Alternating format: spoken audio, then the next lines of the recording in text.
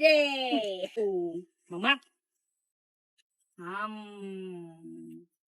Rồi môi nó chặt này lưỡi chừng. Tao nói đây mở chị từ đây tao trơn. Không té. Anh thêm có cái mặt rồi, kia mặt rồi. Thì mình đái rồi. Pi chộp nia nừng. Mở mắt tiếp. Để mở mắt tiếp. Cô cả lá mẹ nó ngay. Mà cứ chắc mà thằng chết mai mà mở mắt. Mở mắt đấy em đã đây pi đây bay đừng mấy nhỉ. Sao mấy cho tao mở mắt. lạnh nhồng cũng chàng. Ui, Chắc ban cả lá nó ngay. Rồi.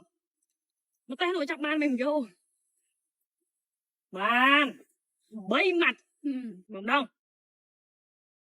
Buôn mặt. Làm ơi cái nhóm á. Làm ơi để son sắc.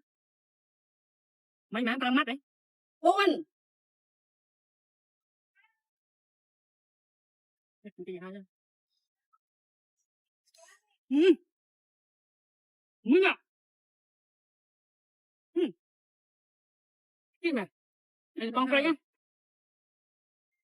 Bọc luôn ai con tôi là mình mang ở tên kia nè. Cứ thả lộ nó nè, miên nè. Mình lộ ẻ, tiện lộ ẻ. Nhảy nhảy mấy nè, đấy. Rồi Dũng này. Ê.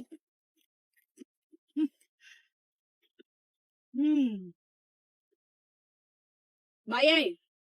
Bầy một con nhắc cho mất chứ đọc bầy này.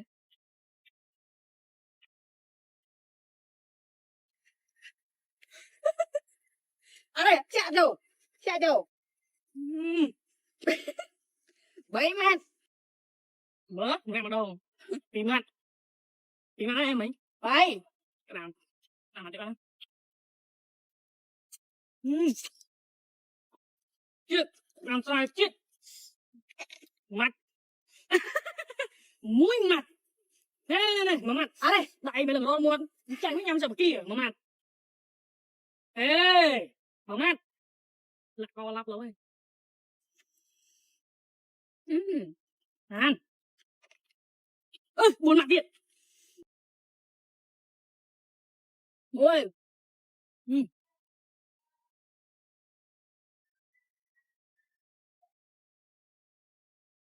Bậy. Tôi nào.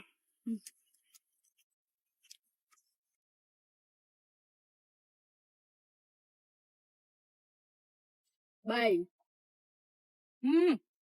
Điểm không?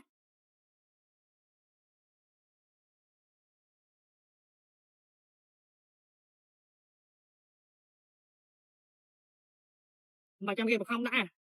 Đặt luôn ai là nô mở nè.